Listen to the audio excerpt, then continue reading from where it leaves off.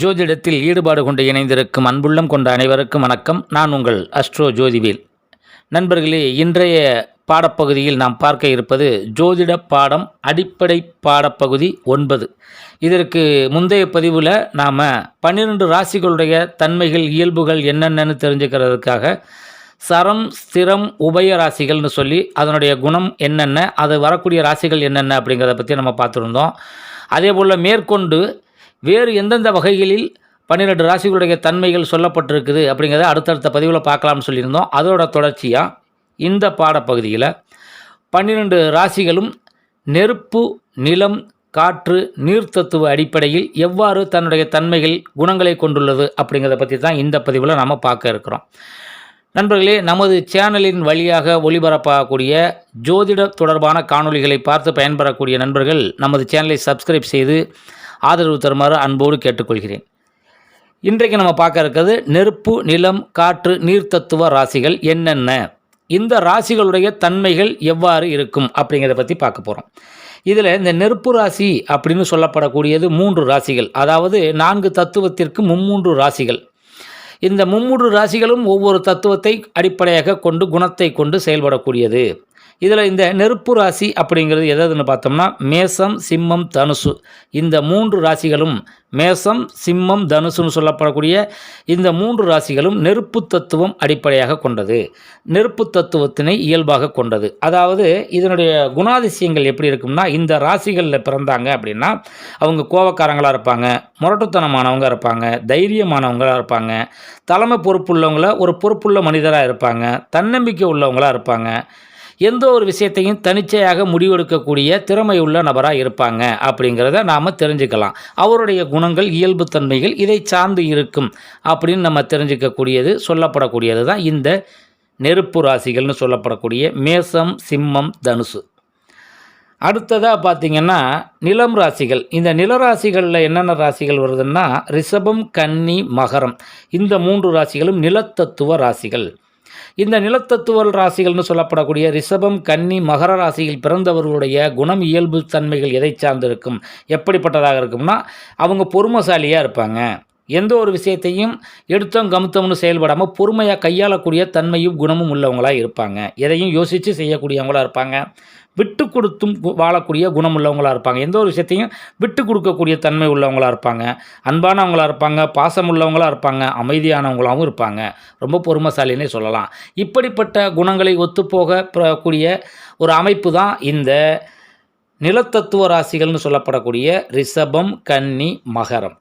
அடுத்தது பார்த்திங்கன்னா காற்று தத்துவ ராசிகள். காற்று தத்துவ ராசிகளில் வரக்கூடிய 3 ராசிகள் என்னென்னா மிதுனம், துலாம், கும்பம், இந்த 3 ராசிகளும் காற்று தத்துவ ராசிகள். இந்த ராசிகளில் பிறந்தவருடைய குணம் எதை சார்ந்து இருக்கும் அப்படின்னா, இந்த ராசிகளில் பிறந்தவங்களுக்கு மனம் ஒருநிலைப்படாது, ஏதோ ஒன்றை ஆராய்ஞ்சிக்கிட்டே இருக்கும், ஏதோ ஒரு விஷயத்தை பற்றி தேடிக்கிட்டே இருக்கும், புதுசாக சிந்திச்சுக்கிட்டே இருக்கும், ஆராய்ச்சியாளர்களாக இருப்பாங்க, எந்த ஒரு விஷயத்தையும் நல்லா யோசித்து அறிவுக்கு முக்கியத்துவம் கொடுக்குறவங்களா, புத்திக்கு முக்கியத்துவம் கொடுக்குறவங்களா இருப்பாங்க, மூளையை கொண்டு செயல்படக்கூடியவங்க இருப்பாங்க.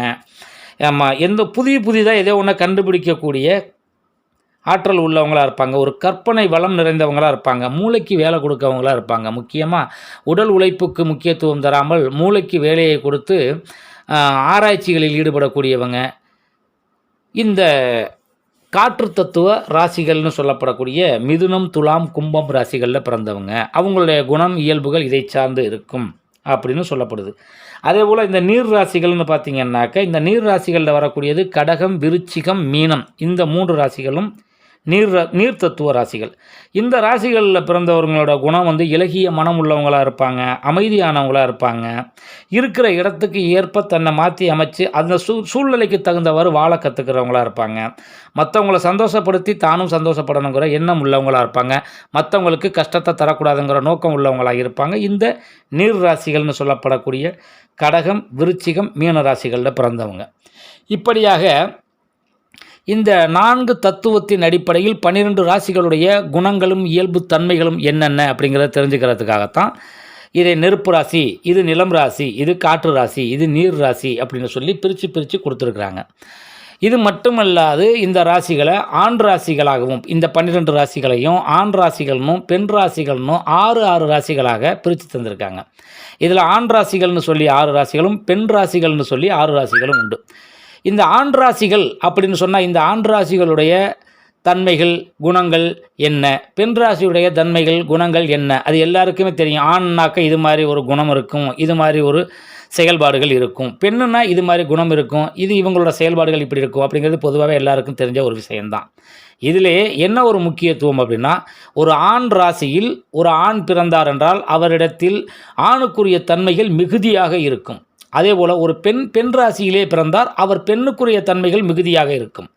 அதே சமயம் ஒரு பெண் ஆண் ராசியில் பிறந்திருந்தால் அவர் பெண்ணாகவே இருந்தாலும் அவரிடத்தில் சில ஆணுக்குரிய தன்மைகள் வெளிப்படும்.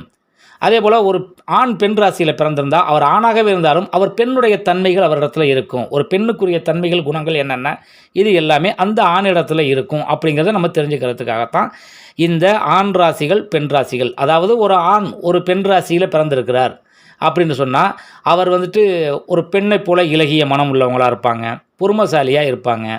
அதே போல் ஒரு பேச்சில் ஒரு நளினம் இருக்கும். இந்த மாதிரி ஒரு பெண் ஆண் ராசியில் பிறந்திருந்தால் கொஞ்சம் அதிகாரமாக பேசக்கூடியவங்க இருக்கும், தைரியமாக பேசக்கூடியவங்க, முரட்டுத்தனமானவங்களாக இருப்பாங்க.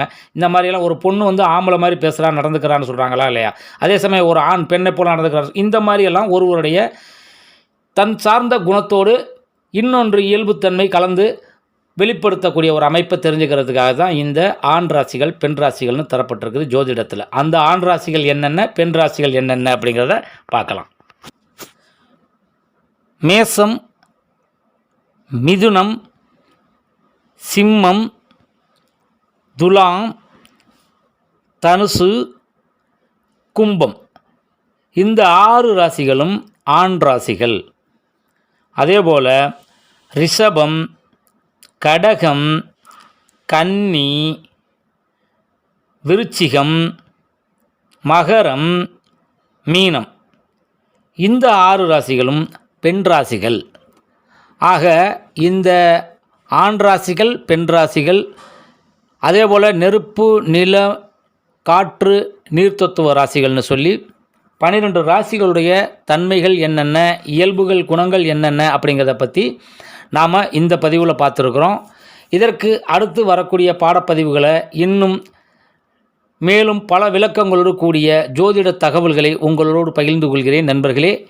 அதுவரை மீண்டும் மற்றும் ஒரு பதிவில் உங்களை சந்திக்கிறேன் என்று கூறி விடைபெறுவது உங்கள் அஸ்ட்ரோ ஜோதிவேல். நன்றி, மீண்டும் சந்திப்போம்.